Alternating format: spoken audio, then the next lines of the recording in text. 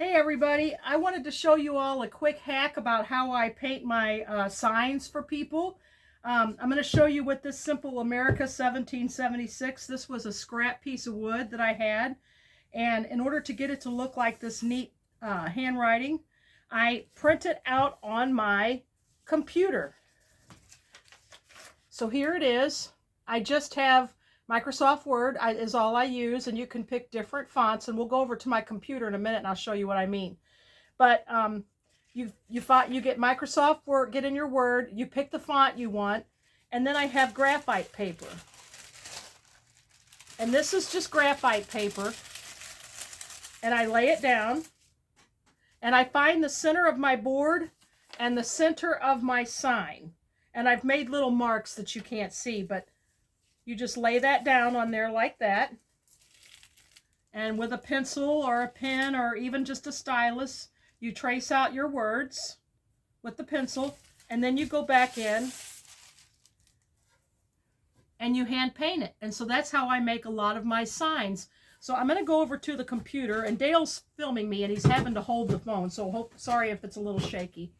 But we're going to go to the computer, and I'll show you what I mean.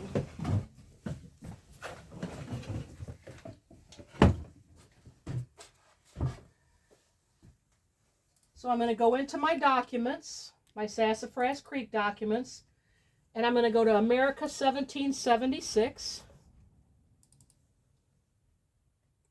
And you can see up here on Word your font and the size. So this is actually Kunstler script, and the size is 400. So this will print out multiple sheets of paper, and you'll have to cut and tape it all together.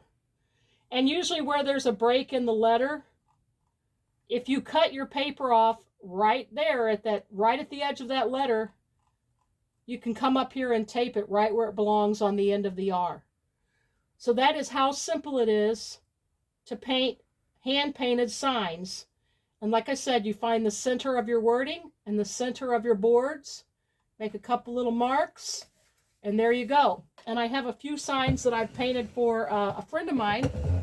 But first we're going to show you a really big one that I just did on an over 100-year-old piece of wood. Look at that. Isn't that cool? And I will bry wax that, which will give it an antique look, but look how wide that board is. This is an old, it's over 100 years old. And how I did this one was I went in and I printed off all these words and laid it on there. And each one goes over the next one. And just put it on there, and you just draw it all out. And that's what I did. Easy peasy. Here's another one I did. We the People. They haven't been aged yet. But then here's some signs I made for my friend Barb. If you'll remember, she's the one that we did the home tour of. This one I just did for her. Now her husband cut out and painted the signs. And all I had to do was paint on them. So there's that one. This one she wanted, so this is for that beautiful tavern room she has. This is for the fall. It's called Bittersweet Time. And then this is one I did for her for Christmas.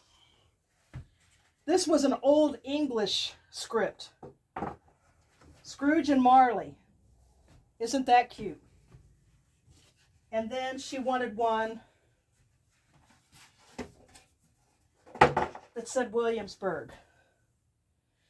So you don't have to be an artist, but you do need to have a steady hand. So you can go back and just hand paint in all your lettering. So that's all there is to it. You can make your own signs instead of paying a lot of money for those fancy signs at the shops.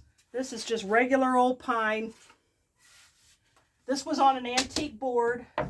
And so I'm just going to go in with my sander, sand along the edges, maybe lightly sand over the letters, but not a lot. You can see this one's been aged. And then I go over that with my Bry Wax, and it puts a nice antique paste wax over the top of all that. That's all there is to it. So, thanks for watching. Hope you make some. Bye.